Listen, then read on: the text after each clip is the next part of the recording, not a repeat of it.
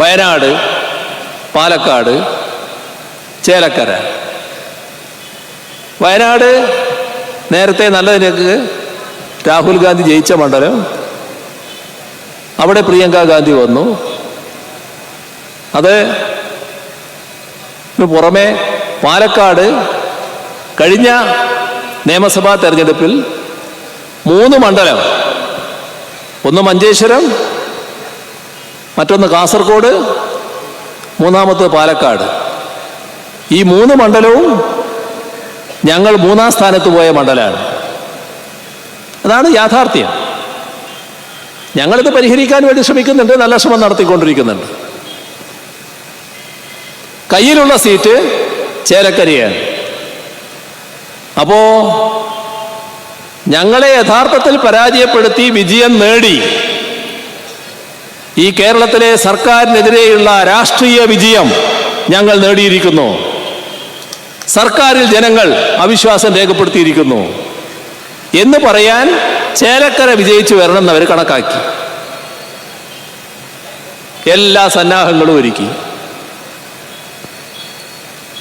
തെരഞ്ഞെടുപ്പിൽ ജയിക്കാൻ വേണ്ടി പ്രവർത്തിക്കുമല്ലോ, അതിനപ്പുറവും ചെയ്തു. എന്തായി? ഇതേ സ്ഥാനാർത്ഥി UR പ്രദീപ് 2016 അവിടെ തെരഞ്ഞെടുപ്പ് നേരിട്ടപ്പോൾ കിട്ടിയതിനേക്കാളും വോട്ടും ഭൂരിപക്ഷവും ഈ തെരഞ്ഞെടുപ്പിൽ അതേ പ്രദീപ് നേടുന്നു. തൊട്ടു മുന്നിൽ നടന്ന തെരഞ്ഞെടുപ്പിൽ LDFന് കിട്ടിയതിനേക്കാളും കൂടുതൽ വോട്ട് സമ്പാദിക്കാൻ ഇത്തവണ LDFന് കഴിയുന്നു. പിടിച്ചെടുക്കാൻ നിങ്ങൾ നിയോഗിച്ച സ്ഥാനാർത്ഥി, തൊട്ടു മുന്നിൽ അവിടെ മത്സരിച്ച സ്ഥാനാർത്ഥി, ആ സ്ഥാനാർത്ഥി പുറകോട്ട് പോകുന്നു. കഴിഞ്ഞ തെരഞ്ഞെടുപ്പിൽ നേടിയ വോട്ട് പോലും സ്വന്തമാക്കാൻ ആ സ്ഥാനാർത്ഥിക്ക് കഴിയുന്നില്ല. ആരുടെ വിജയം? അതല്ലേ കാണേണ്ടത്?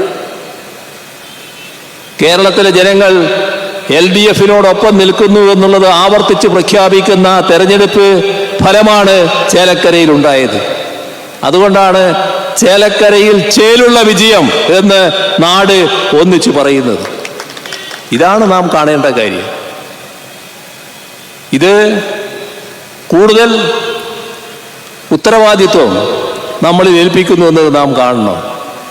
നമ്മുടെ നാടിൻ്റെ ഇനിയുള്ള മുന്നോട്ട് പോക്ക്, ആ മുന്നോട്ട് പോക്കെന്ന് പറയുമ്പോൾ നാം ആഗ്രഹിക്കുന്നത് ഇന്നുള്ളിടത്ത് നിൽക്കലല്ല.